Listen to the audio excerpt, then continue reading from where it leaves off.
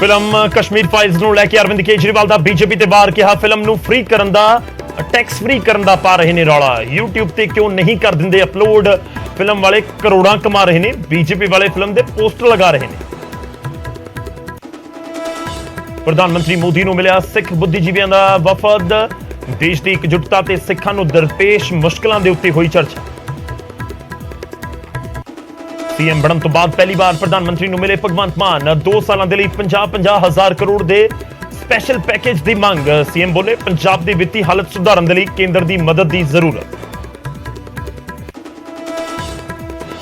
CM ਮਾਨ ਦੇ ਵੱਲੋਂ ਪ੍ਰਧਾਨ ਮੰਤਰੀ ਤੋਂ ਆਰਥਿਕ ਪੈਕੇਜ ਮੰਗਣ ਤੇ ਬੀਜੇਪੀ ਨੇ ਚੁੱਕੇ ਸਵਾਲ ਕਿਹਾ ਮੁਫਤ ਵਾਲੇ ਵਾਅਦੇ ਆਮ ਆਦਮੀ ਪਾਰਟੀ ਨੇ ਕੀਤੇ ਤੇ ਹੁਣ ਮਦਦ ਲਈ ਕੇਂਦਰ ਅੱਗੇ ਅੱਡੇ ਹੱਥ ਅਕਾਲੀ ਦਲ ਨੇ ਪੈਕੇਜ ਮੰਗਣ ਦਾ ਕੀਤਾ ਸਮਰਥਨ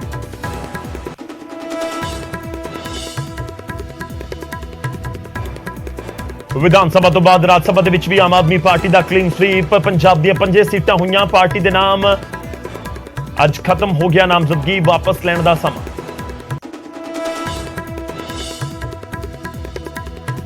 अकाली दल च वड्डियां तब्दीलियां करन दी तैयारी 16 मैंबरी कमेटी का गठन हार के कारणों की घोख करेगी कमेटी सुखबीर बोले कमेटी की राय के मुताबिक ही लए जाणगे फैसले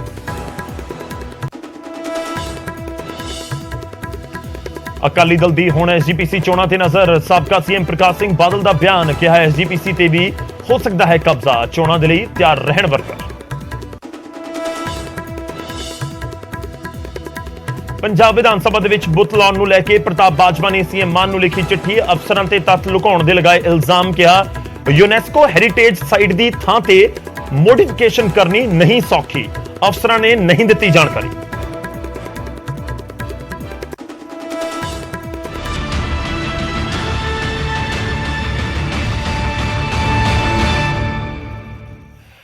सत श्री अकाल न्यूज़ 18 पंजाब हरियाणा हिमाचल देख रहे हो तुसी गौरव शुक्ला मैं हां तुहाडे नाल ते हाज़र हां खबरां दा प्राइम टाइम लैके ते खबरां दे प्राइम टाइम दे विच अज असीं जिक्र करांगे एक फिल्म जिस दे उत्ते खूब हो रही है देश भर दे विच सियासत द कश्मीर फाइल्स ये फिल्म कई सूबियां दे वल्लों टैक्स फ्री की गई है दिल्ली सरकार दे सामने भी मंग रखी जा रही सी ਤਾਂ ਸਦਨ ਦੇ ਅੰਦਰ ਦਿੱਲੀ ਵਿਧਾਨ ਸਭਾ ਦੇ ਅੰਦਰ ਦਿੱਲੀ ਦੇ ਮੁੱਖ ਮੰਤਰੀ ਅਰਵਿੰਦ ਕੇਜਰੀਵਾਲ ਬੋਲੇ ਨੇ ਸ਼ੁਰੂਆਤ ਅੱਜ ਦੇ ਪ੍ਰਾਈਮ ਟਾਈਮ ਦੀ ਇਸ ਖਬਰ ਤੋਂ ਹੀ ਕਸ਼ਮੀਰੀ ਪੰਡਤਾਂ ਦੇ ਉੱਤੇ ਕੇਂਦਰਿਤ ਫਿਲਮ ਦਾ ਕਸ਼ਮੀਰ ਫਾਈਲਸ ਨੂੰ ਲੈ ਕੇ ਦੇਸ਼ ਦੀ ਸਿਆਸਤ ਪੱਕੀ ਹੋਈ ਹੈ ਹੁਣ ਫਿਲਮ ਨੂੰ ਲੈ ਕੇ ਦਿੱਲੀ ਦੇ ਮੁੱਖ ਮੰਤਰੀ ਅਰਵਿੰਦ ਕੇਜਰੀਵਾਲ ਨੇ ਬੀਜੇਪੀ ਤੇ ਤਿੱਖਾ ਹਮਲਾ ਬੋਲਿਆ ਕੇਜਰੀਵਾਲ ਨੇ ਕਿਹਾ ਕਿ ਅੱਜ ਬੀਜੇਪੀ ਵਾਲੇ ਗਲੀ ਗਲੀ 'ਚ ਫਿਲਮ ਦੇ ਪੋਸਟਰ ਲਗਾ ਰਹੇ ਨੇ ਕਿ ਫਿਲਮਾਂ ਦੇ ਪੋਸਟਰ ਲਾਉਣ ਦੇ ਲਈ ਰਾਜਨੀਤੀ ਕਰਨ ਆਏ ਹੋ केजरीवाल ने पीएम मोदी ते हमला करदियां कहा कि 8 साल तक देश दे विच सरकार चलाउण वाले प्रधानमंत्री नूं जे एक फिल्म दे डायरैक्टर दे चरणों दे विच शरण लेनी पवे तां मतलब साफ है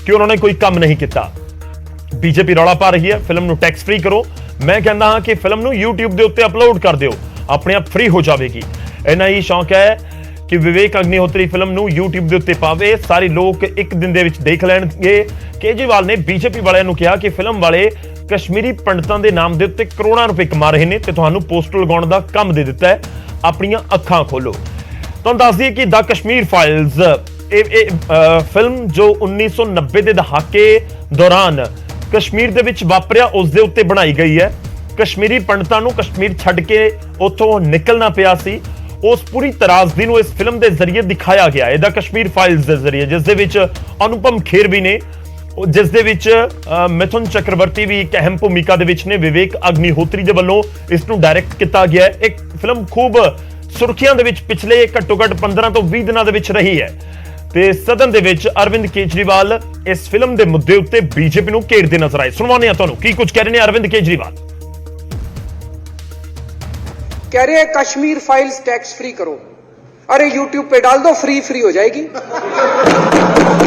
टैक्स फ्री क्यों करा रहे हो इतना ही तुमको शौक है विवेक अग्निहोत्री को बोलो YouTube पे डाल देगा सारी पिक्चर फ्री है सारे जने देख लेंगे एक ही दिन के अंदर टैक्स फ्री की क्या जरूरत है YouTube पे क्यों नहीं डाल कल एक मैंने अखबार में पढ़ा हरियाणा के अंदर एक भारतीय जनता पार्टी का ही एक MLA था उसने कहा आज मैं पार्क के अंदर इसकी फ्री स्क्रीनिंग करूंगा तुरंत विवेक अग्निहोत्री का ट्वीट आया खट्टर साहब के खट्टर साहब देखो ये फ्री में कर रहा है इसको बोलो टिकट लेके करेगा भाई साहब कश्मीरी पंडितों के नाम पे कोई कुछ लोग करोड़ों रुपए कमा रहे हैं और तुम लोगों को पोस्टर लगाने का काम दे दिया। आंखें खोलो। आज सारे देश की सारी भारतीय जनता पार्टी एक पिक्चर के पोस्टर लगा रही है गली गली में जाके। पूरी सारी भारतीय जनता पार्टी देश में एक पिक्चर के पोस्टर लगा रही है। इसलिए राजनीति करने आए थे? पिक्चरों के पोस्टर। अपने बच्चों को क्या जवाब दोगे? घर जाके बच्चे पूछेंगे पापा क्या काम करते हो? पिक्चरों के पोस्टर लगाता हूं।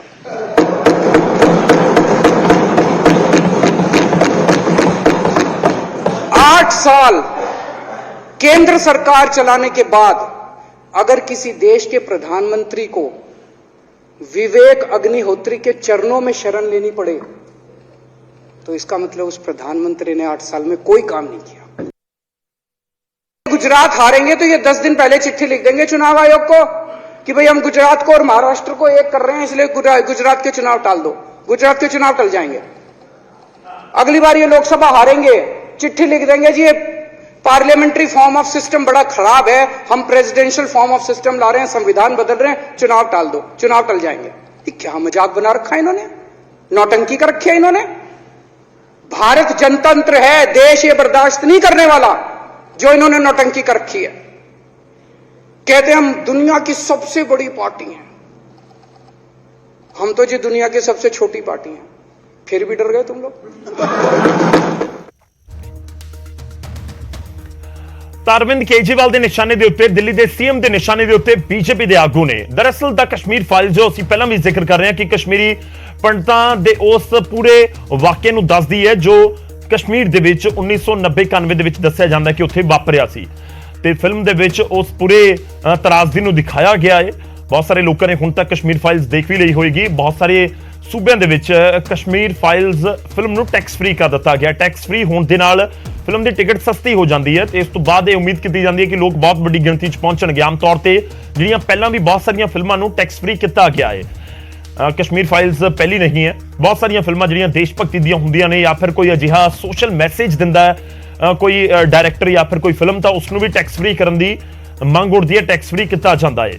तो द कश्मीर फाइल्स नूं टैक्स फ्री किया गया। कई सूबियां जिवें चंडीगढ़ दे विच भी टैक्स फ्री है मूवी, तो दिल्ली दे विच भी किते ना किते मंग हो रही सी। तां फिर अरविंद केजरीवाल सदन दे अंदर बोलदे ने इस मुद्दे उत्ते ते कह रहे हैं कि इस फिल्म नूं टैक्स फ्री करन दी की जरूरत है, तुसीं इस नूं अपलोड कर दिओ यूट्यूब दे उत्ते। यूट्यूब लोग फ्री दे विच एक्सेस करदे ने ज्यादातर, तो उत्थे जाके लोग देख लैणगे, एक दिन दे विच फिल्म नूं देख लैणगे। बीजेपी दे आगू पोस्टर लगा रहे ने फिल्म दे, इस नूं लैके भी अरविंद केजरीवाल दिल्ली दे सीएम तंज कसदे होए नजर आए।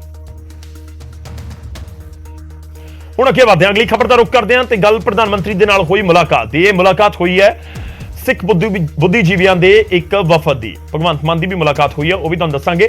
प्रधानमंत्री मोदी नूं सिख बुद्धिजीवियों का एक वफद मिलिया जिस दे विच धार्मिक और सियासी खेत्र के नुमाइंदे शामिल सन। इन्हां दे विच कई साबका अफसर भी मौजूद सी। प्रधानमंत्री दे नाल मुलाकात तो बाद सिख लीडरां ने कहा कि प्रधानमंत्री मोदी सिख भाईचारे नूं लैके बेहद संजीदा ने। देश की एकजुटता और सिखां नूं देश दे विच दरपेश आ रही मुश्किलों नूं लैके चर्चा हुई है इस पूरी मीटिंग दे विच। इस मुलाकात दौरान प्रधानमंत्री ने सिखां दे मना अंदर दीआं भावनावां नूं समझण दी कोशिश भी की।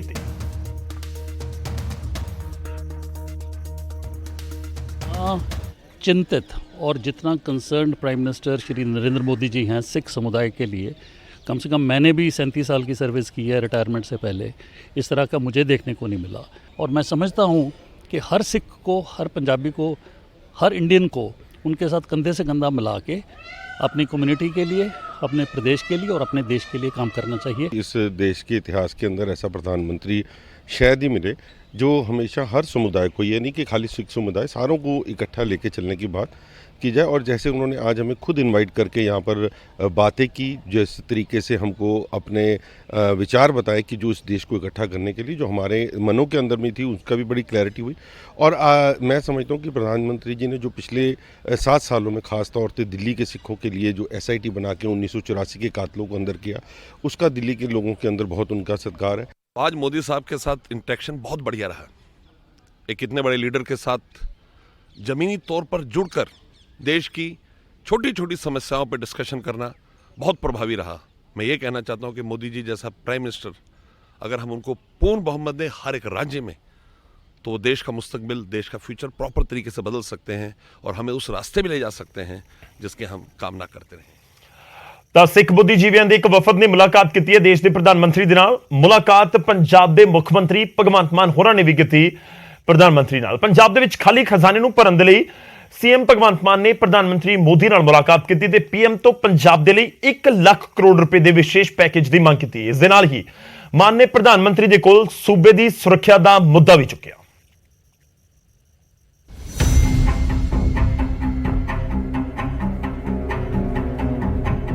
ਪ੍ਰਧਾਨ ਮੰਤਰੀ ਮੋਦੀ ਨਾਲ ਪਹਿਲੀ ਹੀ ਮੁਲਾਕਾਤ ਦੇ ਵਿੱਚ ਸੀਐਮ ਭਗਵੰਤ ਮਾਨ ਨੇ ਪੰਜਾਬ ਦੀ ਆਰਥਿਕ ਸਥਿਤੀ ਦਾ ਮੁੱਦਾ ਚੁੱਕਿਆ। ਪੰਜਾਬ ਦੀ ਕਮਾਨ ਸੰਭਾਲਣ ਤੋਂ ਬਾਅਦ ਪ੍ਰਧਾਨ ਮੰਤਰੀ ਦੇ ਨਾਲ ਸੀਐਮ ਭਗਵੰਤ ਮਾਨ ਦੀ ਇਹ ਪਹਿਲੀ ਮੁਲਾਕਾਤ ਸੀ। ਪੰਜਾਬ ਦੀ ਖਰਾਬ ਵਿੱਤੀ ਹਾਲਤ ਦਾ ਹਵਾਲਾ ਦਿੰਦੇ ਹੋਏ ਭਗਵੰਤ ਮਾਨ ਨੇ ਪੀਐਮ ਤੋਂ 1 ਲੱਖ ਕਰੋੜ ਦੇ ਸਪੈਸ਼ਲ पैकेज ਦੀ ਮੰਗ ਕੀਤੀ। तो मैंने मांग की है उनसे कि 50,000 करोड़ पर ईयर कम से कम 2 साल के लिए अगर हमें एक पैकेज मिल जाए पंजाब के लिए, तो तब तक हम अपने खजाने को, अपनी वित्तीय स्थिति को संभाल लेंगे। ਪੰਜਾਬ ਦੇ ਕਰੀਬ 3 ਲੱਖ ਕਰੋੜ ਦਾ ਕਰਜ਼ ਹੈ ਅਤੇ ਸੀਐਮ ਭਗਵੰਤ ਮਾਨ ਦੇ ਮੁਤਾਬਿਕ ਪਿਛਲੀਆਂ ਸਰਕਾਰਾਂ ਦੀ ਵਜ੍ਹਾ ਨਾਲ ਪੰਜਾਬ ਦਾ ਰੰਗ ਫਿੱਕਾ ਪੈ ਗਿਆ ਹੈ। 2 साल के लिए 50,000 करोड़ पर ईयर 1 लाख करोड़ का मैंने पैकेज मांगा है। मुझे उम्मीद है कि प्रधानमंत्री जी FM के साथ बात करके दोबारा रंगला पंजाब बनाने में सहयोग मिलेगा, ऐसी मेरी आशा है। ਪੰਜਾਬ ਇੱਕ ਬਾਰਡਰ ਸਟੇਟ ਵੀ ਹੈ। ਸੂਬੇ ਦੇ 6 ਜ਼ਿਲ੍ਹੇ ਪਾਕਿਸਤਾਨ ਦੀ ਸਰਹੱਦ ਦੇ ਨਾਲ ਲੱਗਦੇ ਨੇ। ਲਿਹਾਜ਼ਾ ਸੀਐਮ ਭਗਵੰਤ ਮਾਨ ਨੇ ਪ੍ਰਧਾਨ ਮੰਤਰੀ ਦੇ ਸਾਹਮਣੇ ਸੁਰੱਖਿਆ ਦਾ ਮੁੱਦਾ ਵੀ ਚੁੱਕਿਆ। नेशनल सिक्योरिटी के लिए मुझे आपका सहयोग चाहिए होगा, क्योंकि कई बार कोशिशें कर चुके हैं देश के दुश्मन कि पंजाब का माहौल बिगड़ जाए। ਕੁੱਲ ਮਿਲਾ ਕੇ ਖਾਲੀ ਖਜ਼ਾਨੇ ਨੂੰ ਭਰਨ ਦੇ ਲਈ ਸੀਐਮ ਭਗਵੰਤ ਮਾਨ ਨੇ ਪ੍ਰਧਾਨ ਮੰਤਰੀ ਮੋਦੀ ਦੇ ਸਾਹਮਣੇ ਝੋਲੀ ਫੈਲਾਈ ਹੈ। ਹਾਲਾਂਕਿ ਦੇਖਣਾ ਹੋਵੇਗਾ ਕਿ ਪੰਜਾਬ ਨੂੰ ਕੇਂਦਰ ਤੋਂ ਕਿੰਨੀ ਮਦਦ ਮਿਲਦੀ ਹੈ। ਦਿੱਲੀ ਤੋਂ ਸ਼ੈਲੇਂਦਰ ਵਾਂਗੂ ਦੇ ਨਾਲ ਪੰਕਜ ਕਪਾਹੀ, ਨਿਊਜ਼ 18 ਪੰਜਾਬ। ਤਾਂ ਮੁਲਾਕਾਤ ਦੇ ਵਿੱਚ ਪਹਿਲੀ ਮੁਲਾਕਾਤ ਸੀ, ਸ਼ਿਸ਼ਟਾਚਾਰ ਦੀ ਮੁਲਾਕਾਤ ਵੀ ਇਸ ਨੂੰ ਕਿਹਾ ਜਾਂਦਾ ਹੈ, ਪਰ ਪਹਿਲੀ ਮੁਲਾਕਾਤ ਦੇ ਵਿੱਚ ਹੀ ਮੁੱਖ ਮੰਤਰੀ ਦੇ ਵੱਲੋਂ ਪ੍ਰਧਾਨ ਮੰਤਰੀ ਤੋਂ 1 ਲੱਖ ਕਰੋੜ ਦੇ ਪੈਕੇਜ ਦੀ ਮੰਗ ਕੀਤੀ ਗਈ ਹੈ। ਹੁਣ ਇਹ ਪੈਕੇਜ ਮਿਲਦਾ ਹੈ, ਨਹੀਂ ਮਿਲਦਾ, ਕਿੰਨੀ ਮਦਦ ਮਿਲਦੀ ਹੈ ਕੇਂਦਰ ਦੀ ਸਰਕਾਰ ਤੋਂ, ਉਸ ਦੇ ਉੱਤੇ ਨਜ਼ਰਾਂ ਨੇ। ਪਰ ਇਸ ਸਭ ਦੇ ਵਿਚਾਲੇ ਬੀਜੇਪੀ ਦੇ ਆਗੂ ਆਮ ਆਦਮੀ ਪਾਰਟੀ ਨੂੰ ਘੇਰ ਰਹੇ ਨੇ। ਸੀਐਮ ਮਾਨ ਦੇ ਵੱਲੋਂ ਪ੍ਰਧਾਨ ਮੰਤਰੀ ਤੋਂ ਪੰਜਾਬ ਦੇ ਲਈ ਆਰਥਿਕ ਪੈਕੇਜ ਮੰਗਣ ਤੇ ਬੀਜੇਪੀ ਨੇ ਤੰਜ ਕੱਸਿਆ। ਬੀਜੇਪੀ ਆਗੂ ਨੇ ਕਿਹਾ ਕਿ ਆਮ ਆਦਮੀ ਪਾਰਟੀ ਨੇ ਚੋਣਾਂ ਦੇ ਵਿੱਚ ਵੋਟਾਂ ਲੈਣ ਦੇ ਲਈ ਮੁਫਤ ਵਾਲੇ ਵੱਡੇ ਵਾਅਦੇ ਕਰ ਦਿੱਤੇ ਅਤੇ ਹੁਣ ਇਹਨਾਂ ਵਾਅਦਿਆਂ ਨੂੰ ਪੂਰਾ ਕਰਨ ਦੇ ਲਈ ਕੇਂਦਰ ਦੇ ਅੱਗੇ ਹੱਥ ਅੱਡ ਲਏ ਨੇ। ਵਾਅਦੇ ਤੁਸੀਂ ਕੀਤੇ, ਤੁਸੀਂ ਇਹ ਗੱਲ ਕਹੀ ਉਦੋਂ ਜਦੋਂ ਲੋਕਾਂ ਤੁਹਾਨੂੰ ਸਵਾਲ ਪੁੱਛੇ ਪੈਸੇ ਕਿੱਥੋਂ ਆਉਣਗੇ, ਤੁਸੀਂ ਕਿਹਾ ਜੀ ਕਿ ਇਹ ਸਾਰਾ ਜਿਹੜਾ ਰੇਤ ਦਾ ਪੈਸਾ ਅਸੀਂ ਉਹ ਲੈ ਕੇ ਆਵਾਂਗੇ, ਜਿਹੜੀ ਕਰਪਸ਼ਨ ਅਸੀਂ ਉਹਨੂੰ ਖਤਮ ਕਰਕੇ ਪੈਸਾ ਇਕੱਠਾ ਕਰਾਂਗੇ। ਇਹ ਤਾਂ ਗੱਲਾਂ ਤੁਸੀਂ ਕਹਿੰਦੇ ਸੀ ਸਾਰੇ, ਔਰ ਅੱਜ ਜਦੋਂ ਸਰਕਾਰ ਬਣ ਗਈ ਆ ਔਰ ਹੁਣ ਜਦੋਂ 60,000 ਕਰੋੜ ਰੁਪਇਆ ਜਿਹੜੀਆਂ ਤੁਹਾਡੇ ਲੁਭਾਣੇ ਵਾਅਦੇ ਸੀ ਉਹਨਾਂ ਦਾ ਦੇਣਾ ਹੈ, ਹੁਣ ਤੁਸੀਂ ਕਹਿੰਦੇ ਜੀ ਕੇਂਦਰ ਤੁਸੀਂ ਪੈਸੇ ਦੇ ਦਿਓ। ਐ ਤੇ ਫਿਰ ਹਰ ਸੂਬੇ ਦੀ ਸਰਕਾਰ ਬਣਾਉਣ ਤੋਂ ਪਹਿਲਾਂ ਹਰ ਕੋਈ ਕਹੇਗਾ ਸਭ ਕੁਝ ਫ੍ਰੀ ਅੰਦਰ, ਫਿਰ ਕੇਂਦਰ ਸਰਕਾਰ ਨੂੰ ਕਹੂਗਾ ਤੁਸੀਂ ਪੈਸੇ ਦੇ ਦਿਓ। ਮੈਨੂੰ ਲੱਗਦਾ ਹੈ ਕਿ ਅੱਜ ਪੰਜਾਬ ਦੇ ਲੋਕਾਂ ਨੂੰ ਇਸ ਗੱਲ ਤੇ ਜ਼ਰੂਰ ਚਿੰਤਾ ਕਰਨੀ ਚਾਹੀਦੀ ਆ।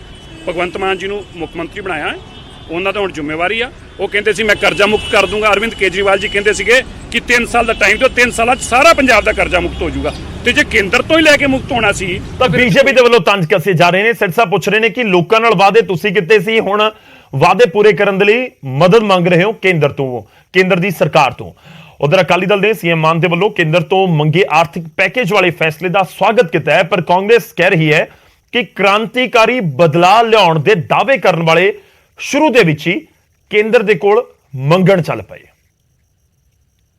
ਪੰਜਾਬ ਦੇ ਮੁੱਖ ਮੰਤਰੀ ਵੱਲੋਂ ਕੇਂਦਰ ਸਰਕਾਰ ਤੋਂ 1 ਲੱਖ ਰੁਪਏ ਦਾ ਪੈਕੇਜ ਪੰਜਾਬ ਲਈ ਮੰਗਣਾ ਦੀ ਅਸੀਂ ਹਮਾਇਤ ਕਰਦੇ ਹਾਂ, ਕਿਉਂਕਿ ਪੰਜਾਬ ਨੇ ਆਜ਼ਾਦੀ ਦੇ ਸੰਗਰਾਮ ਦੇ ਵਿੱਚ ਤੇ ਆਜ਼ਾਦੀ ਤੋਂ ਬਾਅਦ ਦੇਸ਼ ਦੀ ਭੁੱਖਮਰੀ ਤੇ ਸਰਹੱਦਾਂ ਦੀ ਰਾਖੀ ਕਰਨ ਦੇ ਵਿੱਚ ਜੋ ਵਿਸ਼ੇਸ਼ ਯੋਗਦਾਨ ਪਾਇਆ, ਉਹਦੇ ਲਈ ਪੰਜਾਬ ਹੱਕਦਾਰ ਹੈ ਵਿਸ਼ੇਸ਼ ਪੈਕੇਜ ਦਾ। ਇਸ ਲਈ ਕੇਂਦਰ ਸਰਕਾਰ ਨੂੰ ਬਿਨਾਂ ਕਿਸੇ ਰਾਜਸੀ ਭੇਦਭਾਵ ਤੋਂ ਮੈਂ ਸਮਝਦਾ ਇਹ ਜਿਹੜਾ 1 ਲੱਖ ਕਰੋੜ ਰੁਪਏ ਦਾ ਪੈਕੇਜ ਮੁੱਖ ਮੰਤਰੀ ਪੰਜਾਬ ਵੱਲੋਂ ਮੰਗਿਆ ਗਿਆ ਉਹ ਤੁਰੰਤ ਦੇਣਾ ਚਾਹੀਦਾ।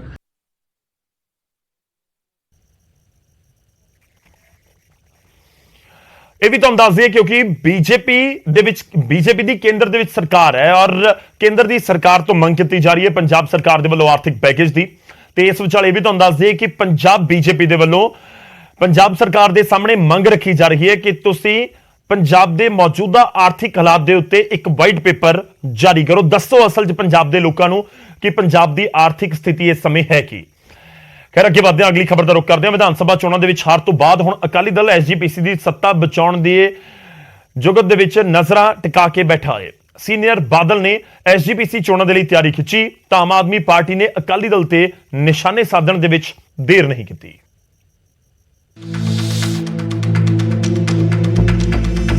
ਸ਼੍ਰੋਮਣੀ ਅਕਾਲੀ ਦਲ ਦੇ ਵਿਧਾਨ ਸਭਾ ਚੋਣਾਂ ਵਿੱਚ ਕਰਾਰੀ ਹਾਰ ਹੋਈ।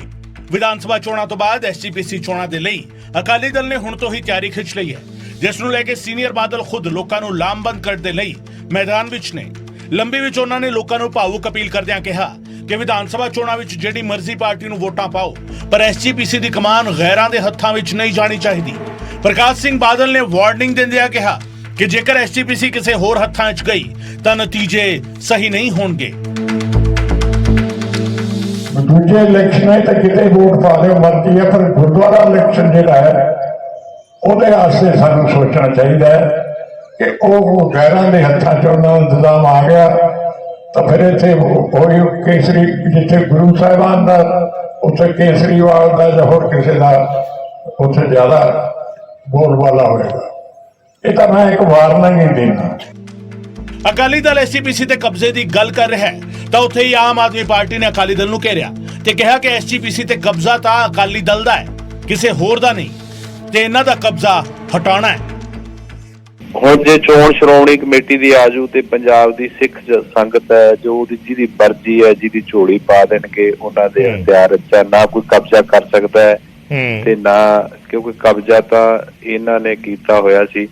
ਸ਼੍ਰੋਮਣੀ ਕਮੇਟੀ, ਸ਼੍ਰੋਮਣੀ ਗੁਰਦੁਆਰਾ ਪ੍ਰਬੰਧਕ ਕਮੇਟੀ ਜਿਹੜੀ ਸਾਡੀ ਸਿਰਮੌਰ ਜਥੇਬੰਦੀ ਕਿਹਾ ਜਾਂਦਾ ਹੈ ਸੰਸਥਾ ਹੈ, ਔਰ ਜੇ ਕਮਰਾ ਵੀ ਲੈਣਾ ਹੋਵੇ ਉੱਥੇ ਕੋਈ ਯਾਰ ਸਿੱਖ ਸੰਗਤ ਨੂੰ ਤਾਂ ਉਹ ਵੀ ਨਹੀਂ ਮਿਲਦਾ। ਅਕਾਲੀ ਦਲ ਨੇ ਐਸਜੀਪੀਸੀ ਚੋਣਾਂ ਤੋਂ ਪਹਿਲਾਂ ਤਾਂ ਤਿਆਰੀਆਂ ਸ਼ੁਰੂ ਕੀਤੀਆਂ ਨੇ ਤਾਂ ਉੱਥੇ ਹੀ ਵਿਧਾਨ ਸਭਾ ਚੋਣਾਂ ਵਿੱਚ ਆਪਣੀ ਹਾਰ ਦੇ ਕਾਰਨਾਂ ਦੀ ਘੋਖ ਕਰਨ ਲਈ ਕਮੇਟੀ ਦਾ ਵੀ ਗਠਨ ਕੀਤਾ, ਜਿਸ ਵਿੱਚ 16 ਮੈਂਬਰ ਹੋਣਗੇ। ਸੁਖਬੀਰ ਬਾਦਲ ਨੇ ਵੀ ਕਿਹਾ ਕਿ ਅਗਲੇ ਫੈਸਲੇ ਕਮੇਟੀ ਦੀ ਰਾਏ ਮੁਤਾਬਿਕ ਹੀ ਲਏ ਜਾਣਗੇ।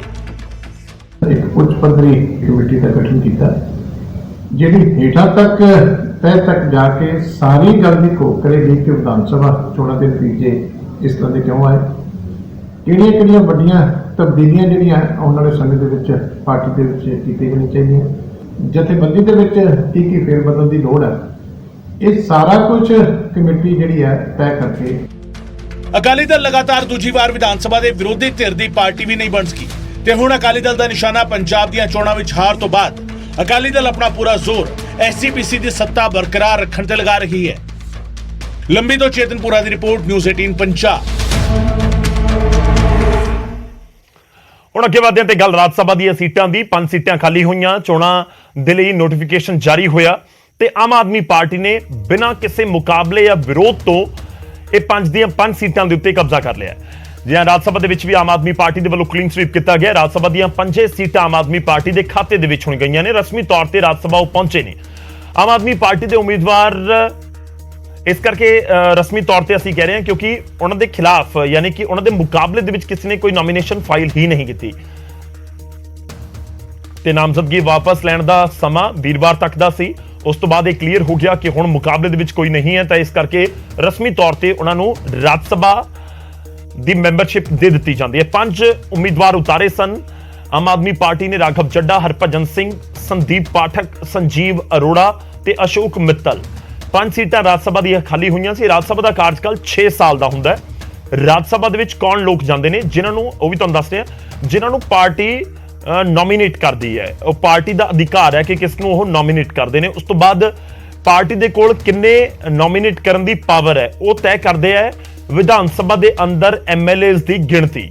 ਜਿਸ ਪਾਰਟੀ ਦੇ ਕੋਲ ਵਿਧਾਨ ਸਭਾ ਦੇ ਵਿੱਚ ਵਿਧਾਇਕਾਂ ਦੀ ਗਿਣਤੀ ਜ਼ਿਆਦਾ ਹੋਏਗੀ ਉਹਨਾਂ ਦੇ ਉਨੇ ਹੀ ਜਿਹੜੇ ਰਾਜ ਸਭਾ ਦੇ ਵਿੱਚ ਮੈਂਬਰ ਜਾਣਗੇ ਜਦੋਂ ਇਲੈਕਸ਼ਨ ਹੋਣਗੇ। ਖਾਸ ਇਹ ਵੀ ਹੈ ਕਿ ਜੇਕਰ ਅਸੀਂ ਪਿਛਲੇ 5 ਸਾਲ ਦੇ ਵਿੱਚ ਦੇਖੀਏ ਜਦੋਂ ਕੈਪਟਨ ਸਰਕਾਰ ਸੀ, ਕਿਉਂਕਿ 6 ਸਾਲ ਦਾ ਕਾਰਜਕਾਲ ਹੁੰਦਾ ਹੈ ਰਾਜ ਸਭਾ ਮੈਂਬਰ ਦਾ, ਔਰ 6 साल कोई भी इलैक्शन कैप्टन सरकार के कार्यकाल के दौरान आया ही नहीं तो ਜਿਹੜੀ ਰਾਜ ਸਭਾ ਦੀਆਂ ਸੀਟਾਂ ਕਾਂਗਰਸ ਦੇ ਕੋਲ ਤਤਕਾਲੀ ਜੋ ਕਾਂਗਰਸ ਦੀ ਸਰਕਾਰ ਸੀ ਉਹਨਾਂ ਦੇ ਕੋਲ ਜਾ ਸਕਦੀਆਂ ਸੀ। ਉਹਨਾਂ ਕੋਲ ਪਿਛਲੀ ਵਾਰ 77 ਸੀਟਾਂ ਸੀ, ਬਾਅਦ 80 ਹੋ ਗਈਆਂ ਸਨ ਤੇ ਰਾਜ ਸਭਾ ਦੀ ਟਿਕਟ ਦਿੱਤੀ 5 ਨੂੰ ਆਮ ਆਦਮੀ ਪਾਰਟੀ ਨੇ ਤੇ 5 ਦੇ 5 ਉਮੀਦਵਾਰ ਹੁਣ ਸਿੱਧਾ ਰਾਜ ਸਭਾ ਪਹੁੰਚੇ।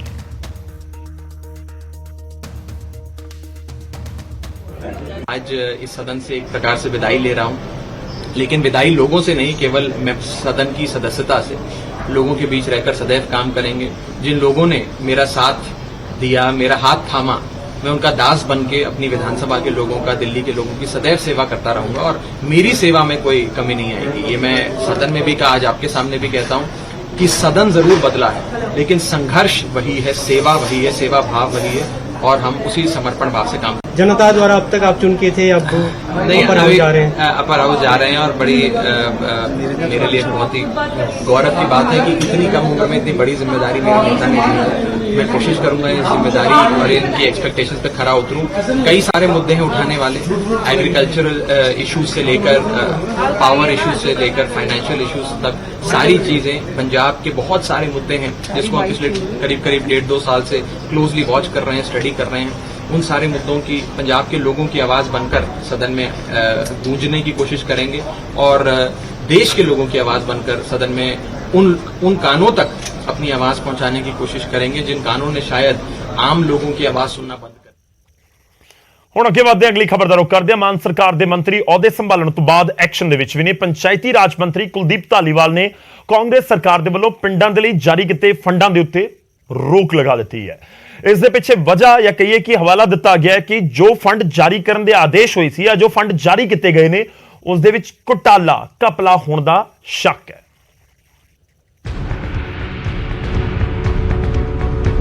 ਸੱਤਾ ਬਦਲੀ ਤਾਂ ਫੈਸਲੇ ਬਦਲਣ ਲੱਗੇ ਨੇ। ਕਾਂਗਰਸ ਸਰਕਾਰ ਵੱਲੋਂ ਪਿੰਡੂ ਖੇਤਰ ਦੇ ਲਈ ਜਾਰੀ ਕੀਤੀਆਂ ਗ੍ਰਾਂਟਾਂ ਤੇ ਪੰਚਾਇਤ ਰਾਜ ਮੰਤਰੀ ਕੁਲਦੀਪ ਧਾਲੀਵਾਲ ਨੇ ਰੋਕ ਲਗਾ ਦਿੱਤੀ ਹੈ। ਮੰਤਰੀ ਵੱਲੋਂ ਡਿਪਟੀ ਕਮਿਸ਼ਨਰਾਂ ਨੂੰ ਜਾਰੀ ਹੁਕਮਾਂ ਦੇ ਵਿੱਚ ਸਪਸ਼ਟ ਤੌਰ ਦੇ ਉੱਤੇ ਕਿਹਾ ਗਿਆ ਹੈ ਕਿ ਜੋ ਫੰਡ ਖਜ਼ਾਨੇ 'ਚੋਂ ਜਾਰੀ ਹੋ ਚੁੱਕੇ ਨੇ ਪਰ ਏਜੰਸੀਆਂ ਨੂੰ ਅਜੇ ਜਾਰੀ ਨਹੀਂ ਹੋਏ, ਉਹਨਾਂ ਦੇ ਖਰਚ ਦੇ ਉੱਤੇ ਫੌਰਨ ਰੋਕ ਲਗਾਈ ਜਾਵੇ। ਮੰਤਰੀ ਜੀ ਨੂੰ ਸ਼ੱਕ ਹੈ ਕਿ ਫੰਡਾਂ ਦੀ ਵੰਡ 'ਚ ਵੱਡਾ ਘੁਟਾਲਾ ਹੋਇਆ ਹੈ ਕਿਉਂਕਿ ਕੋਈ ਰਿਕਾਰਡ ਨਹੀਂ ਹੈ, ਇਸ ਲਈ ਪਹਿਲਾਂ ਜਾਂਚ ਹੋਵੇਗੀ। ਕਿ ਸਾਨੂੰ ਪਤਾ ਲੱਗੇ ਕਿਉਂਕਿ ਸਾਡੇ ਕੋਲ ਕੋਈ ਰਿਕਾਰਡ ਨਹੀਂ ਸੀਗਾ, ਪਤਾ ਲੱਗੇ ਕਿ ਕਿੰਨਾ ਫੰਡ ਸਾਡੇ ਕੋਲ ਪਿਆ, ਕਾਹਦੇ ਲਈ ਪਿਆ। ਬਹੁਤ ਸਾਰੀਆਂ ਸਾਡੇ ਕੋਲ ਸ਼ਿਕਾਇਤਾਂ ਇੱਦਾਂ ਦੀਆਂ ਆਈਆਂ ਕਿ ਫੰਡ ਜਿਹੜਾ ਗਲੀਆਂ ਲਈ ਆਇਆ ਛੱਪੜਾਂ 'ਤੇ ਲਾਤਾ, ਛੱਪੜਾਂ ਦਾ ਆਇਆ ਫਿਲਮੀਆਂ 'ਤੇ ਲਾਤਾ ਤੇ 2-4 ਦਿਨ ਦੇ ਵਿੱਚ ਹੀ ਅਸੀਂ ਦੁਬਾਰਾ ਇਹਦਾ ਕੰਮ ਜਿਹੜਾ ਸ਼ੁਰੂ ਕਰ ਦਿੱਤਾ। ਕਿ ਇਸ ਦੇ ਵਿੱਚ ਘੁਟਾਲਾ ਵੀ ਕੋਈ ਨਿਕਲ ਕੇ ਆ? ਘੁਟਾਲਾ ਵੀ ਨਿਕਲੂਗਾ। ਕਾਂਗਰਸ ਸਰਕਾਰ ਦੇ ਵੱਲੋਂ ਸਾਲ 2021-2022 ਦੇ ਦੌਰਾਨ 11 ਤਰ੍ਹਾਂ ਦੀਆਂ ਗ੍ਰਾਂਟਾਂ ਜਾਰੀ ਕੀਤੀਆਂ ਗਈਆਂ ਸਨ ਜਿਨ੍ਹਾਂ ਦੇ ਵਿੱਚ ਮੋٹے ਰੂਪ ਦੇ ਵਿੱਚ ਪਿੰਡਾਂ 'ਚ ਤਰਲ waste management plant, solid waste management plant, ਯਾਦਗਾਰੀ ਗੇਟਾਂ ਦੀ ਉਸਾਰੀ, ਸ਼ਮਸ਼ਾਨ ਘਾਟ, ਕਬਰਿਸਤਾਨ ਦੀ ਉਸਾਰੀ, ਸੋਲਰ ਲਾਈਟਾਂ ਤੇ ਕਮਿਊਨਿਟੀ ਸੈਂਟਰਾਂ ਦੀ ਉਸਾਰੀ ਦੇ ਲਈ ਫੰਡ ਜਾਰੀ ਕੀਤੇ ਗਏ ਸਨ। ਸਰਕਾਰ ਦੇ ਇਸ ਫੈਸਲੇ ਤੇ ਕਾਂਗਰਸ ਦੇ ਵਿਧਾਇਕ ਸੁਖਪਾਲ ਖਹਿਰਾ ਨੇ ਸਵਾਲ ਚੁੱਕੇ। ਖਹਿਰਾ ਨੇ ਟਵੀਟ ਕਰਕੇ ਲਿਖਿਆ ਕਿ ਪਿਛਲੀ ਸਰਕਾਰ ਦੇ ਵੱਲੋਂ ਪਿੰਡਾਂ ਦੇ ਵਿਕਾਸ ਦੇ ਲਈ ਜਾਰੀ ਕੀਤੀ ਗ੍ਰਾਂਟ ਤੇ ਮਾਨ ਸਰਕਾਰ ਦੇ ਵੱਲੋਂ ਰੋਕ ਲਗਾਉਣ ਦਾ ਫੈਸਲਾ ਲੋਕਤੰਤਰ ਤੇ ਸਿੱਧਾ ਹਮਲਾ ਹੈ। ਇਸ ਪਿਛਾਂ ਖਿੱਚੂ ਫੈਸਲੇ ਤੋਂ ਇਲਾਵਾ ਇਸ ਦਾ ਮਕਸਦ ਸਰਪੰਚਾਂ ਦੀਆਂ ਬਾਹਾਂ ਮਰੋੜ ਕੇ ਉਹਨਾਂ ਨੂੰ ਆਮ ਆਦਮੀ ਪਾਰਟੀ 'ਚ ਸ਼ਾਮਲ ਕਰਵਾਉਣਾ ਹੈ। ਇਹ ਰਵਾਇਤੀ ਪਾਰਟੀਆਂ ਵਾਲੇ ਹੀ ਤੌਰ ਤਰੀਕੇ ਨੇ। ਕਿੱਥੇ ਆ ਬਦਲਾ? ਕਾਂਗਰਸ ਸਰਕਾਰ ਨੇ ਆਪਣੇ ਆਖਰੀ ਸਾਲ ਦੇ ਵਿੱਚ ਪਿੰਡਾਂ ਨੂੰ ਵਿਕਾਸ ਦੇ ਲਈ ਗ੍ਰਾਂਟ ਜਾਰੀ ਕੀਤੀ ਸੀ ਪਰ ਹੁਣ ਇਸ ਗ੍ਰਾਂਟ ਦੀ ਜਾਂਚ ਹੋਵੇਗੀ ਕਿਉਂਕਿ ਨਵੇਂ ਬਣੇ ਮੰਤਰੀ ਨੂੰ ਘਪਲੇ ਦਾ ਸ਼ੱਕ ਹੈ। ਜਾਂਚ ਤੋਂ ਬਾਅਦ ਹੀ ਇਸ ਗ੍ਰਾਂਟ ਨੂੰ ਵਰਤਿਆ ਜਾ ਸਕੇਗਾ। ਅੰਮ੍ਰਿਤਸਰ ਤੋਂ ਰਾਜੀਵ ਸ਼ਰਮਾ, ਨਿਊਜ਼ 18 ਪੰਜਾਬ। ਹੁਣ ਅਗਲੀ ਖਬਰ ਦਾ ਰੁਖ ਕਰਦੇ ਹਾਂ। ਵਿਧਾਨ ਸਭਾ ਦੇ ਵਿੱਚ ਸ਼ਹੀਦ ਭਗਤ ਸਿੰਘ, ਡਾਕਟਰ ਭੀਮਰਾਵ ਅੰਬੇਦਕਰ ਤੇ ਮਹਾਰਾਜਾ ਰਣਜੀਤ ਸਿੰਘ ਦੇ ਬੁੱਤ ਲਗਾਉਣ ਦਾ ਮਾਮਲਾ ਵੀ ਭਖਦਾ ਜਾ ਰਿਹਾ ਹੈ। ਪ੍ਰਤਾਪ ਸਿੰਘ ਬਾਜਵਾ ਨੇ ਸੀਐਮ ਮਾਨ ਨੂੰ ਚਿੱਠੀ ਲਿਖ ਕੇ ਗਲਤ ਜਾਣਕਾਰੀ ਦੇਣ ਵਾਲੇ ਅਫਸਰਾਂ ਦੇ ਖਿਲਾਫ ਕਾਰਵਾਈ ਦੀ ਮੰਗ ਕੀਤੀ ਹੈ।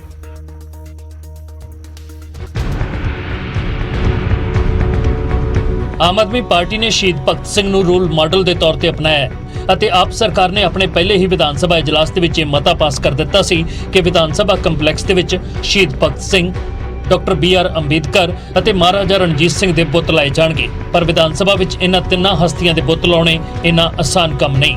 ਇਹ ਤੱਥ ਸਾਹਮਣੇ ਆਉਣ ਤੋਂ ਬਾਅਦ ਕਾਂਗਰਸ ਦੇ ਵਿਧਾਇਕ ਪ੍ਰਤਾਪ ਸਿੰਘ ਬਾਜਵਾ ਨੇ ਮੁੱਖ ਮੰਤਰੀ ਮਾਨ ਨੂੰ ਇੱਕ ਚਿੱਠੀ ਲਿਖੀ ਹੈ ਅਤੇ ਇਸ ਚਿੱਠੀ ਦੇ ਵਿੱਚ ਉਹਨਾਂ ਅਫਸਰਾਂ ਦੇ ਖਿਲਾਫ ਕਾਰਵਾਈ ਮੰਗੀ ਹੈ ਜਿਨ੍ਹਾਂ ਨੇ ਤੱਥ ਲੁਕੋ ਕੇ ਰੱਖੇ ਸਨ। ਬਾਜਵਾ ਨੇ ਆਪਣੀ ਚਿੱਠੀ ਦੇ ਵਿੱਚ ਲਿਖਿਆ ਹੈ 22 ਮਾਰਚ ਨੂੰ ਵਿਧਾਨ ਸਭਾ ਦੇ ਵਿੱਚ ਡਾਕਟਰ BR ਅੰਬੇਦਕਰ, ਸ਼ਹੀਦ ਭਗਤ ਸਿੰਘ ਤੇ ਮਹਾਰਾਜਾ ਰਣਜੀਤ ਸਿੰਘ ਜੀ ਦੇ ਬੁੱਤ ਲਾਉਣ ਸੰਬੰਧੀ ਮਤਾ ਪਾਸ ਕੀਤਾ ਗਿਆ ਸੀ। ਮੈਂ ਚੰਗੀ ਭਾਵਨਾ ਦੇ ਨਾਲ ਇਸ ਬਹਿਸ ਦੇ ਵਿੱਚ ਸ਼ਾਮਲ ਹੋਇਆ, ਇਹ ਸੋਚ ਕੇ ਕਿ ਪੰਜਾਬ ਸਰਕਾਰ ਨੇ ਬੁੱਤ ਲਾਉਣ ਦੇ ਸੰਬੰਧੀ ਪੂਰਾ ਗਰਾਊਂਡ ਵਰਕ ਕੀਤਾ ਹੋਵੇਗਾ, ਪਰ ਤੱਥ ਇਹ ਹੈ ਕਿ Vidhan Sabha UNESCO world heritage site ਦਾ ਹਿੱਸਾ ਹੈ ਅਤੇ ਇਸ ਵਿੱਚ ਕਿਸੇ ਵੀ ਤਰ੍ਹਾਂ ਦਾ ਬਦਲਾਅ ਮਨਜ਼ੂਰੀ ਤੋਂ ਬਾਅਦ ਹੀ ਕੀਤਾ ਜਾ ਸਕਦਾ ਹੈ। ਇਸ ਤੋਂ ਵੀ ਵੱਧ ਲੀ ਕਾਰਬੂਜ਼ੀਏ ਵੱਲੋਂ ਲਿਖੇ ਚੰਡੀਗੜ੍ਹ ਦੇ ਵਿਧਾਨ ਦੇ ਵਿੱਚ ਇਹ ਸਪਸ਼ਟ ਹੈ ਕਿ ਕਿਸੇ ਵੀ ਵਿਅਕਤੀ ਵਿਸ਼ੇਸ਼ ਦਾ ਬੁੱਤ ਚੰਡੀਗੜ੍ਹ ਦੇ ਵਿੱਚ ਨਹੀਂ ਲਾਇਆ ਜਾਵੇਗਾ। ਇਹ ਤੱਥ ਸਦਨ ਦੇ ਵਿੱਚ ਰੱਖੇ ਜਾਣੇ ਚਾਹੀਦੇ ਸਨ ਤਾਂ ਕਿ ਹਰ ਵਿਧਾਇਕ ਸਥਿਤੀ ਨੂੰ ਸਮਝ ਪਾਉਂਦਾ। ਇਸ ਮਤੇ ਸੰਬੰਧੀ ਹਰ ਵਿਧਾਇਕ ਨੂੰ ਗੁੰਮਰਾਹ ਕੀਤਾ ਗਿਆ ਹੈ ਜਿਸ ਨਾਲ ਨਮੋਸ਼ੀਜਨਕ ਸਥਿਤੀ ਪੈਦਾ ਹੋਈ ਹੈ। 2016 ਦੇ ਵਿੱਚ ਵੀ ਇਸੇ ਤਰ੍ਹਾਂ ਦੇ ਪ੍ਰਸਤਾਵ ਨੂੰ ਯੂਟੀ ਪ੍ਰਸ਼ਾਸਨ ਨੇ ਰੱਦ ਕਰ ਦਿੱਤਾ ਸੀ। ਇਸ ਤਰ੍ਹਾਂ ਦੀ ਵੱਡੀ ਗਲਤੀ ਨਾ ਬਰਦਾਸ਼ਤਯੋਗ ਹੈ। ਜਿਸ ਵੀ ਅਫਸਰ ਨੇ ਸਦਨ ਦੇ ਵਿੱਚ ਪੇਸ਼ ਕਰਨ ਦੇ ਲਈ ਇਹ ਡਰਾਫਟ ਤਿਆਰ ਕੀਤਾ ਹੈ ਉਸ ਦੀ ਜ਼ਿੰਮੇਵਾਰੀ ਤੈਅ ਕਰਕੇ ਉਸ ਦੇ ਖਿਲਾਫ ਸਖਤ ਕਾਰਵਾਈ ਹੋਵੇ। ਇਸ ਤੋਂ ਪਹਿਲਾਂ ਚੰਡੀਗੜ੍ਹ ਦੇ ਪ੍ਰਸਿੱਧ ਆਰਕੀਟੈਕਟ ਨੇ ਵੀ ਨਿਊਜ਼ 18 ਤੇ ਦੱਸਿਆ ਸੀ ਕਿ ਵਿਧਾਨ ਸਭਾ 'ਚ ਭਾਵੇਂ ਮਤਾ ਪਾਸ ਹੋ ਗਿਆ ਹੈ ਪਰ ਵਿਧਾਨ ਸਭਾ ਵਿੱਚ ਤਿੰਨੇ ਹਸਤੀਆਂ ਦੇ ਬੁੱਤ ਲਾਉਣ ਲਈ ਕਈ ਪੜਾਅ ਪਾਰ ਕਰਨੇ ਹੋਣਗੇ। ਚੰਡੀਗੜ੍ਹ ਇੱਕ ਮਾਡਰਨ ਸ਼ਹਿਰ ਹੈ ਔਰ ਇਹਦੇ ਪਿੱਛੇ ਜਦੋਂ ਇਹਦੀ ਕਲਪਨਾ ਕੀਤੀ ਗਈ ਇਸ ਸ਼ਹਿਰ ਦੀ ਤਾਂ ਉਹਦੇ ਪਿੱਛੇ ਇਹ ਸੋਚ ਸੀਗਾ ਕਿ ਇਹ ਬਿਲਕੁਲ ਇੱਕ ਆਧੁਨਿਕ ਕਿਸਮ ਦਾ ਸ਼ਹਿਰ ਬਣਾਇਆ ਜਾਏਗਾ। ਇਹਦੇ 'ਚੋਂ ਜਿਸ ਤਰ੍ਹਾਂ ਪੁਰਾਣੇ ਸ਼ਹਿਰਾਂ 'ਚ ਬੁੱਤ ਲੱਗਦੇ ਸੀ ਉਸ ਤਰ੍ਹਾਂ ਬੁੱਤ ਨਹੀਂ ਲਗਾਏ ਜਾਣਗੇ ਤੇ ਚੌਕਾਂ ਦੇ ਵਿੱਚ ਬੁੱਤ ਲਗਾਉਣ ਦੀ ਵੀ ਉਸ ਵੇਲੇ ਗੱਲ ਹੋਈ ਸੀ ਲੇਕਿਨ ਕਾਰਬੂਜ਼ੀਅਰ ਨੇ ਸਾਫ਼ ਮਨਾ ਕਰ ਦਿੱਤਾ ਸੀ। ਮੈਂ ਸਮਝਦਾ ਕਿ ਬੁੱਤ ਲਾਉਣ ਦੀ ਬਹਿਸ ਵਿੱਚ ਪੰਜਾਬ ਸਰਕਾਰ ਨੂੰ ਨਹੀਂ ਪੈਣਾ ਚਾਹੀਦਾ ਕਿਉਂਕਿ ਇਹ ਇੱਕ ਅੰਤਰਰਾਸ਼ਟਰੀ ਮੁੱਦਾ ਬਣ ਜਾਏਗਾ। ਬਾਦਲ ਸਰਕਾਰ ਨੇ ਵੀ 2016 ਦੇ ਵਿੱਚ ਸੰਵਿਧਾਨ ਨਿਰਮਾਤਾ ਡਾਕਟਰ ਭੀਮ ਰਾਓ ਅੰਬੇਦਕਰ ਦਾ ਬੁੱਤ ਲਾਉਣ ਦਾ ਪ੍ਰਸਤਾਵ ਪਾਸ ਕੀਤਾ ਸੀ ਪਰ ਉਸ ਸਮੇਂ ਯੂਟੀ ਪ੍ਰਸ਼ਾਸਨ ਨੇ ਬੁੱਤ ਲਾਉਣ ਦੀ ਇਜਾਜ਼ਤ ਨਹੀਂ ਦਿੱਤੀ ਸੀ ਅਤੇ ਹੁਣ ਇੱਕ ਵਾਰ ਫਿਰ ਪੰਜਾਬ ਵਿਧਾਨ ਸਭਾ ਦੇ ਵਿੱਚ ਸ਼ਹੀਦ ਭਗਤ ਸਿੰਘ, ਡਾਕਟਰ BR ਅੰਬੇਦਕਰ ਤੇ ਮਹਾਰਾਜਾ ਰਣਜੀਤ ਸਿੰਘ ਦੇ ਬੁੱਤ ਲਾਉਣ ਦਾ ਮਤਾ ਪਾਸ ਹੋਇਆ ਹੈ ਪਰ ਰਾਹ ਇਸ ਵਾਰ ਵੀ ਆਸਾਨ ਨਹੀਂ ਹੈ। Bureau report news 18। ਹੁਣ ਅੱਗੇ ਵਧਦੇ ਹਾਂ ਅਗਲੀ ਖਬਰ ਦਾ ਰੁਖ ਕਰਦੇ ਹਾਂ। ਪੰਜਾਬ ਦੇ ਵਿੱਚ ਲੋਕ ਰਿਸ਼ਵਤ ਮੰਗਣ ਜਾਂ ਲੈਣ ਵਾਲੇ ਦੀ ਆਡੀਓ ਜਾਂ ਵੀਡੀਓ ਰਿਕਾਰਡਿੰਗ ਕਿਵੇਂ ਕਰਨਗੇ? ਇਹ ਸਵਾਲ ਇਸ ਲਈ ਕਿਉਂਕਿ ਸੂਬੇ ਦੇ ਸਰਕਾਰੀ ਦਫ਼ਤਰਾਂ ਦੇ ਵਿੱਚ ਮੋਬਾਈਲ ਲੈ ਕੇ ਜਾਣ ਦੀ ਤਾਂ ਇਜਾਜ਼ਤ ਹੀ ਨਹੀਂ ਹੈ। ਇਸ ਬਾਬਤ ਕਈ ਦਫ਼ਤਰਾਂ ਦੇ ਬਾਹਰ ਤਾਂ ਬਕਾਇਦਾ ਤੌਰ ਤੇ ਨੋਟਿਸ ਲਗਾਏ ਗਏ ਨੇ। ਹਾਲਾਂਕਿ ਨਿਊਜ਼ 18 ਦੇ ਵੱਲੋਂ ਖਬਰ ਦਿਖਾਏ ਜਾਣ ਤੋਂ ਬਾਅਦ ਨੋਟਿਸ ਹਟਵਾ ਜ਼ਰੂਰ ਦਿੱਤੇ ਗਏ।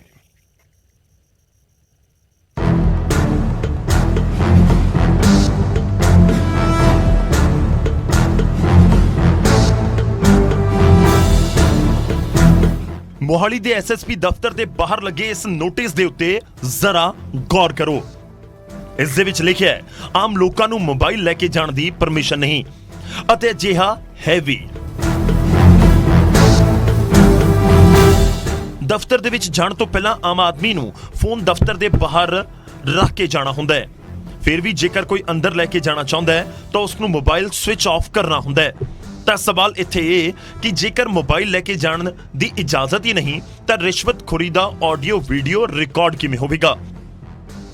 ਨਿਊਜ਼ 18 ਦੀ ਟੀਮ ਨੇ ਇਸੇ ਦੇ ਨਾਲ ਜੁੜਿਆ ਸਵਾਲ ਜਦੋਂ ਮੋਹਾਲੀ ਦੇ ਐਸਐਸਪੀ ਹਰਜੀਤ ਸਿੰਘ ਨੂੰ ਕੀਤਾ ਤਾਂ ਐਸਐਸਪੀ ਦਾ ਜਵਾਬ ਕੀ ਸੀ, ਜ਼ਰਾ ਉਹ ਸੁਣੋ।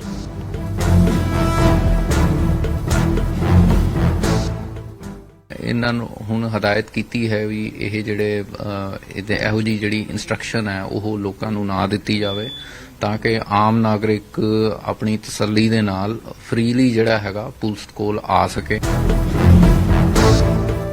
ਜ਼ਿਕਰ ਖਾਸ ਹੈ ਕਿ ਮੁੱਖ ਮੰਤਰੀ ਭਗਵੰਤ ਮਾਨ ਨੇ 1 ਮਹੀਨੇ 'ਚ ਭ੍ਰਿਸ਼ਟਾਚਾਰ ਖਤਮ ਕਰਨ ਦਾ ਦਾਅਵਾ ਕੀਤਾ ਹੈ। ਦੇਖਣਾ ਹੋਵੇਗਾ ਕਿ ਸਰਕਾਰੀ ਅਫਸਰਾਂ ਦੇ ਕਮਰਿਆਂ ਦੇ ਬਾਹਰ ਲੱਗੇ ਇਹ ਨੋਟਿਸ ਕਦੋਂ ਤੱਕ ਹਟਦੇ ਨੇ ਅਤੇ ਜੇਕਰ ਅਜਿਹਾ ਨਹੀਂ ਹੋਇਆ ਤਾਂ ਭ੍ਰਿਸ਼ਟਾਚਾਰ ਦੇ ਖਿਲਾਫ ਮਾਨ ਸਰਕਾਰ ਦੇ ਇੱਕ ਕਦਮ ਸਿਰਫ ਕਿ ਪੋਲੀਟੀਕਲ ਸਟੰਟ ਤਾਂ ਸਾਬਤ ਨਹੀਂ ਹੋਣਗੇ।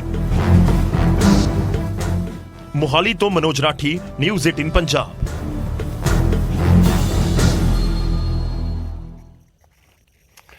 ਹਾਲਾਂਕਿ ਇਹ ਪੋਸਟਰ ਹਟਾਏ ਗਏ ਨੇ ਪਰ ਸਵਾਲ ਇਹ ਵੀ ਹੈ ਕਿ ਜੇਕਰ ਐਸਐਸਪੀ ਦਫ਼ਤਰ ਕੋਈ ਜਾ ਰਿਹਾ ਹੈ ਤਾਂ ਫਿਰ ਫੋਨ ਤਾਂ ਬਾਹਰ ਰੱਖਣਾ ਹੀ ਪੈਂਦਾ। ਹੁਣ ਨੋਟਿਸ ਹਟ ਗਿਆ ਔਰ ਉਸ ਦੇ ਬਾਅਦ ਵੀ ਇਹ ਸਥਿਤੀ ਜਾਰੀ ਰਹੇਗੀ, ਇੱਕ ਵੱਡਾ ਸਵਾਲ ਹੈ।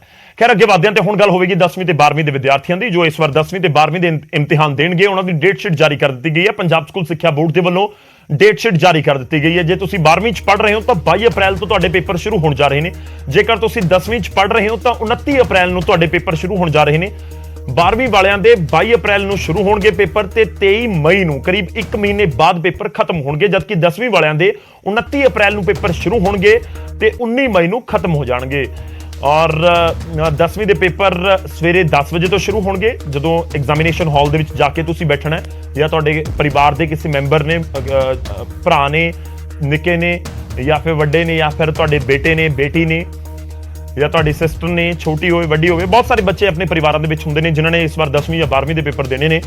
ਔਰ ਇਹ ਵੀ ਤੁਹਾਨੂੰ ਦੱਸ ਦਈਏ ਕਿ 12ਵੀਂ ਦੇ ਪੇਪਰ ਦੁਪਹਿਰੇ 2 ਵਜੇ ਹੀ ਸ਼ੁਰੂ ਹੋਣਗੇ। ਪਹਿਲਾਂ ਵੀ ਇਸ ਤਰੀਕੇ ਨਾਲ ਹੀ ਹੁੰਦਾ ਕਿ 10ਵੀਂ ਦੇ ਪੇਪਰ ਮਾਰਨਿੰਗ ਟਾਈਮ ਹੁੰਦੇ ਨੇ ਤੇ 12ਵੀਂ ਦੇ ਪੇਪਰ ਈਵਨਿੰਗ ਟਾਈਮ ਹੁੰਦੇ ਨੇ, ਤਾਂ ਉਸ ਤਰੀਕੇ ਨਾਲ ਹੀ ਐਗਜ਼ਾਮ ਇਸ ਵਾਰ ਵੀ ਹੋਣਗੇ। ਇੱਕ ਡੇਟ ਸ਼ੀਟ ਵੀ ਤੁਹਾਨੂੰ ਦਿਖਾਉਣ ਦੀ ਕੋਸ਼ਿਸ਼ ਕਰ ਰਹੇ ਹਾਂ ਕਿ ਕਦੋਂ ਕਿਹੜਾ ਪੇਪਰ ਹੋਵੇਗਾ। 10ਵੀਂ ਜਮਾਤ ਦੇ ਪਹਿਲਾਂ ਦੇਖ ਰਹੇ ਹੋ ਤੁਸੀਂ, ਸਵੇਰੇ 10 ਵਜੇ ਤੋਂ ਪੇਪਰ ਸ਼ੁਰੂ ਹੋਣੇ ਆ। ਪੰਜਾਬੀ ਏ ਦਾ 29 ਤਰੀਕ ਨੂੰ ਪੇਪਰ ਹੋਏਗਾ, 29 ਅਪ੍ਰੈਲ ਨੂੰ, ਜਿਸ ਦਿਨ ਪੇਪਰ ਸ਼ੁਰੂ ਹੋਣੇ ਨੇ। ਉਸ ਤੋਂ ਬਾਅਦ ਇੰਗਲਿਸ਼ ਦਾ, ਮੈਂ 10ਵੀਂ ਦਾ ਦੱਸ ਰਿਹਾ ਤੁਹਾਨੂੰ, ਇੰਗਲਿਸ਼ ਦਾ 2 ਮਈ ਨੂੰ ਪੇਪਰ ਹੋਣਾ ਹੈ। ਸਾਇੰਸ ਦਾ 4 ਮਈ ਨੂੰ ਪੇਪਰ ਹੋਣਾ ਹੈ। ਪੰਜਾਬੀ ਬੀ ਦਾ 6 ਮਈ ਨੂੰ ਪੇਪਰ ਹੋਣਾ ਹੈ। ਕੰਪਿਊਟਰ ਸਾਇੰਸ 11 ਤਰੀਕ ਨੂੰ ਪੇਪਰ ਹੋਏਗਾ, 11 ਮਈ ਨੂੰ। ਔਰ ਮੈਥ ਦਾ ਪੇਪਰ ਤੁਹਾਡਾ ਹੋਏਗਾ 16 ਤਰੀਕ ਨੂੰ, 16 ਮਈ ਨੂੰ।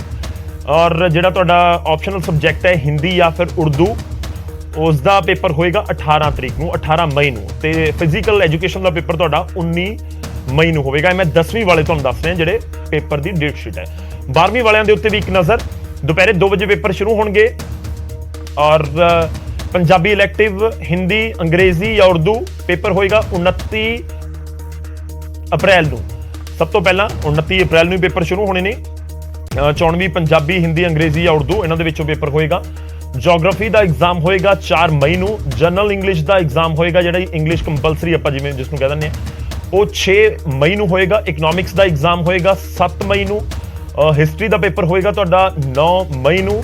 ਔਰ ਪੰਜਾਬੀ ਕੰਪਲਸਰੀ, ਜਨਰਲ ਪੰਜਾਬੀ ਜਿਸ ਨੂੰ ਕਹਿੰਦੇ ਆਪਾਂ, ਉਹ 10 ਮਈ ਨੂੰ ਹੋਏਗਾ। ਰਾਜਨੀਤੀ ਸ਼ਾਸਤਰ ਇਹ 17 ਮਈ ਨੂੰ ਐਗਜ਼ਾਮ ਹੋਏਗਾ। ਕੰਪਿਊਟਰ ਸਾਇੰਸ ਦਾ 19 ਮਈ ਨੂੰ ਐਗਜ਼ਾਮ ਹੋਏਗਾ। ਮੈਥ ਦਾ 21 ਮਈ ਨੂੰ ਹੋਏਗਾ। ਸਰੀਰਕ ਸਿੱਖਿਆ ਦਾ 23 ਮਈ ਨੂੰ ਪੇਪਰ ਹੋਵੇਗਾ, ਜੋ ਆਖਰੀ ਪੇਪਰ ਹੈ।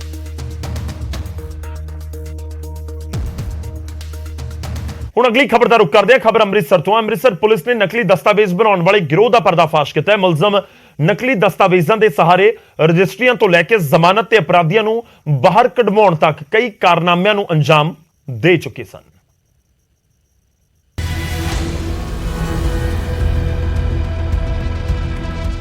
ਪੁਲਿਸ ਅੱਗੇ ਮੂੰਹ ਬੰਨੀ ਖੜੇ ਇਹ ਮੁਲਜ਼ਮ ਦੇਖਣ ਨੂੰ ਆਮ ਜਿਹੇ ਲੱਗਦੇ ਨੇ, ਪਰ ਇਹਨਾਂ ਦੇ ਕਾਰਨਾਮੇ ਦੰਦਾਂ ਥੱਲੇ ਜੀਭ ਦੇਣ ਨੂੰ ਮਜਬੂਰ ਕਰ ਦੇਣਗੇ। ਦੋਵਾਂ ਨੇ ਜੋ ਕੀਤਾ, ਉਸਨੇ ਸਿਸਟਮ ਦੀ ਪੋਲ ਵੀ ਨਾਲੋਂ ਨਾਲ ਖੋਲ ਕੇ ਰੱਖ ਦਿੱਤੀ ਏ।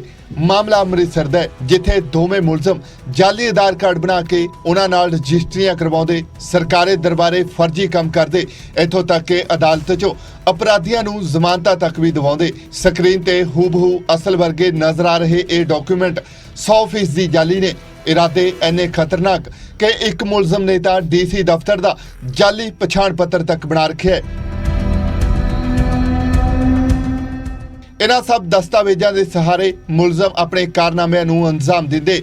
ਮਸਲਾ ਇੱਥੇ ਹੀ ਨਹੀਂ ਮੁੱਕਦਾ। ਜਾਣਕਾਰੀ ਮੁਤਾਬਕ ਮੁਲਜ਼ਮ ਹੋਰਨਾਂ ਲੋਕਾਂ ਦੇ ਵੀ ਨਕਲੀ ਡਾਕੂਮੈਂਟ ਬਣਾਉਂਦੇ ਅਤੇ ਇਹਨਾਂ ਨੂੰ ਆਪਣੇ ਕਾਲੇ ਕੰਮਾਂ ਲਈ ਵਰਤਦੇ। ਪਰ ਹੁਣ ਦੋਵੇਂ ਮੁਲਜ਼ਮ ਪੁਲਿਸ ਦੀ ਗ੍ਰਿਫਤ ਵਿੱਚ ਨੇ, ਜਿਨ੍ਹਾਂ ਤੋਂ ਪੁਲਿਸ ਹੋਰ ਪੁੱਛਗਿੱਛ ਦੀ ਗੱਲ ਆਖ ਰਹੀ ਹੈ।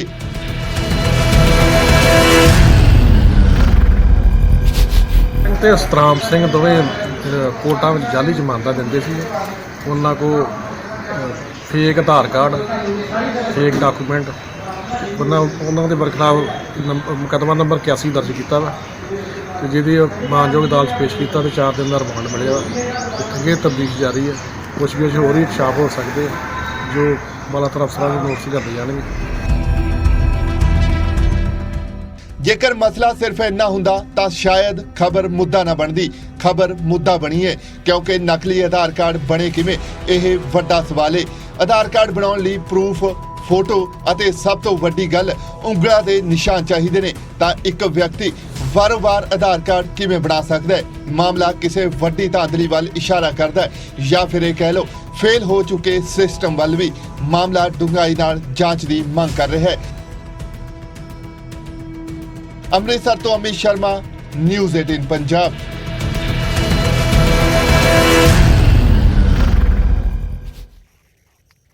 ਹੁਣ ਅੱਗੇ ਵਧਦੇ ਹਾਂ। 21ਵੀਂ ਸਦੀ ਦੇ ਵਿੱਚ ਇਨਸਾਨ ਨੇ ਤਰੱਕੀ ਕੀਤੀ, ਕਈ ਨਵੀਆਂ ਖੋਜਾਂ ਕਰ ਲਈਆਂ, ਪਰ ਉੱਥੇ ਲੁੱਟ ਦੇ ਕਈ ਨਵੇਂ ਤਰੀਕੇ ਵੀ ਖੋਜ ਲਏ। ਇੱਕ ਲੁਟੇਰੀ ਦੁਲਹਨ ਦੀ ਕਹਾਣੀ ਕੁਝ ਅਜਿਹੀ ਹੈ ਜੋ ਤੁਹਾਡੇ ਹੋਸ਼ ਉਡਾ ਕੇ ਰੱਖ ਦੇਵੇਗੀ।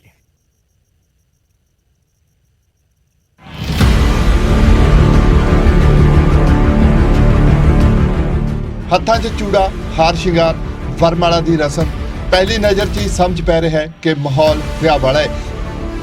ਜੀ ਹਾਂ, ਮਾਹੌਲ ਵਿਆਹ ਦਾ ਤਾਂ ਹੈ, ਪਰ ਇੱਥੇ ਇੱਕ ਟਵਿਸਟ ਹੈ।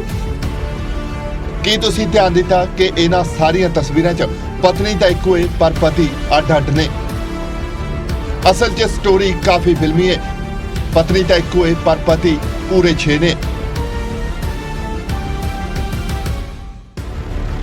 ਸ਼ਾਤਰ ਪਤਨੀ ਨੇ ਵੱਖ-ਵੱਖ ਸਮੇਂ 6 ਨੌਜਵਾਨਾਂ ਨੂੰ ਆਪਣੀ ਠੱਗੀ ਦਾ ਸ਼ਿਕਾਰ ਬਣਾਇਆ ਹੈ। ਵਿਚੋਲਾ ਮੁੰਡਾ ਲੱਭਦਾ, ਗੱਲ ਕਰਦਾ ਅਤੇ ਫਿਰ ਵਿਆਹ ਤੋਂ ਬਾਅਦ ਦੁਲਹਨ ਆਪਣੇ ਪਤੀ ਦਾ ਸਭ ਕੁਝ ਲੈ ਕੇ ਰਫੂ ਚੱਕਰ ਹੋ ਜਾਂਦੀ। ਇਸ ਲੁਟੇਰੀ ਲਾੜੀ ਦਾ ਨਾਮ ਅੰਜੂ ਦੱਸਿਆ ਜਾ ਰਿਹਾ ਹੈ। ਵਿਆਹ ਕਰਵਾਉਂਦੀ ਤਾਂ ਕਦੇ ਆਧਾਰ ਕਾਰਡ ਤੇ ਪਿਤਾ ਦਾ ਨਾਮ ਬਦਲਵਾ ਲੈਂਦੀ ਅਤੇ ਕਦੇ ਆਪਣਾ। ਦਿਮਾਗ ਅਜਿਹਾ ਤੇਜ਼ ਕਿ 6 ਵਿਆਹ ਕਰਵਾ ਕੇ ਵੀ ਕਿਸੇ ਨੂੰ ਇਸ ਨੇ ਆਪਣੇ ਇਰਾਦਿਆਂ ਦੀ ਭਣਕ ਨਾ ਪੈਣ ਦਿੱਤੀ। ਪਰ ਹੁਣ ਸਾਹਮਣੇ ਆਇਆ ਇਸ ਸ਼ਾਤਿਰ ਔਰਤ ਦਾ 6ਵਾਂ ਪਤੀ ਗੌਰਵ, ਜਿਸ ਨੇ ਹਰਿਆਣਾ ਦੇ ਸਮਾਖਲਾ ਥਾਣੇ 'ਚ ਸ਼ਿਕਾਇਤ ਦਰਜ ਕਰਵਾਈ ਹੈ। ਇਸ ਤੋਂ ਬਾਅਦ ਪੁਲਿਸ ਨੇ ਸ਼ਾਤਿਰ दुल्हन ਨੂੰ ਕਾਬੂ ਕੀਤਾ है। हमारे पास एक दरखास्त दी थी गौरव नाम के एक व्यक्ति ने, किवाड़ा का रहने वाला, जिसने बताया था कि मेरी शादी हुई थी कुछ दिन पहले किसी अंजू नाम की लड़की से, और कुछ शादी के बाद वो लड़की घर से चली गई और बाद में उसका पता चला कि उसने और भी 2-3 शादियां कर रखी हैं और उसके साथ भी ऐसे ही शादी करके धोखा किया और उसके कुछ सामान और ज्वेलरी और घर से पैसे लेके चली गई है। उसके साथ कुछ अन्य साथी भी बताए गए, जिस पर हमने मुकदमा दर्ज कर दिया और तफ्तीश की जा रही है। इस सब च उसका साथ एक विचोला दिंदा 6 ਵਿਆਹ ਕਰਵਾਏ ਗਏ, ਸ਼ਾਇਦ ਇਸ ਤੋਂ ਵੀ ਜ਼ਿਆਦਾ ਹੋਣ, ਜੋ ਹੁਣ ਜਾਂਚ ਦਾ ਵਿਸ਼ਾ ਨੇ। ਲੁਟੇਰੀ ਦੁਲਹਨ ਦਾ ਪਹਿਲਾ ਵਿਆਹ ਸਤੀਸ਼ ਨਾਮੀ ਨੌਜਵਾਨ ਨਾਲ ਹੋਇਆ, ਜਿਸ ਤੋਂ ਇਸ ਨੂੰ ਇੱਕ ਬੱਚਾ ਵੀ ਹੈ।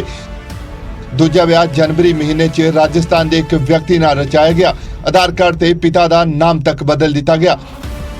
ਇਹਨਾਂ ਤੋਂ ਇਲਾਵਾ 3 ਵਿਆਹ ਹੋਰ ਕਰਵਾਏ ਗਏ, ਜਦਕਿ 6ਵਾਂ ਪਤੀ ਵਿਆਹ ਤੋਂ ਬਾਅਦ ਆਪਣਾ ਸਭ ਕੁਝ ਉਜੜਦਾ ਦੇਖ ਕੇ ਹੁਣ ਪੁਲਿਸ ਦੇ ਦਰਵਾਜ਼ੇ ਪਹੁੰਚਿਆ। ਪਾਣੀਪਤ ਤੋਂ ਸੁਮਿਤ ਭਾਰਦਵਾਜ, ਨਿਊਜ਼ 18 ਪੰਜਾਬ। ਹੁਣ ਅੱਗੇ ਵਧਦੇ ਹਾਂ, ਅਗਲੀ ਖਬਰ ਦਾ ਰੁਖ ਕਰਦੇ ਹਾਂ। ਸਿੱਖਿਆ ਦੇ ਖੇਤਰ ਦੇ ਵਿੱਚ ਆਪਣਾ ਲੋਹਾ ਮਨਵਾ ਚੁੱਕੀ ਭਾਰਤ ਦੀ ਮਲਟੀਨੈਸ਼ਨਲ ਕੰਪਨੀ ਬਾਈਜੂਸ 2022 ਦੇ ਵਿੱਚ ਕਤਰ 'ਚ ਪ੍ਰਬੰਧਿਤ ਹੋਣ ਵਾਲੇ FIFA ਵਰਲਡ ਕੱਪ ਦਾ ਅਧਿਕਾਰਿਕ ਸਪਾਂਸਰ ਬਣ ਚੁੱਕੀ ਹੈ।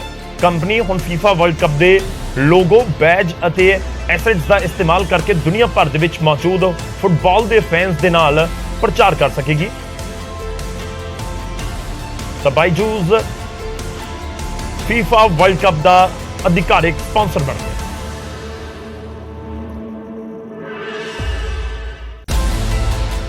ਪ੍ਰਾਈਮ ਟਾਈਮ ਚ ਅੱਜ ਦੇ ਲਈ ਨਹੀਂ, ਇਜਾਜ਼ਤ ਦਿਓ, ਧੰਨਵਾਦ।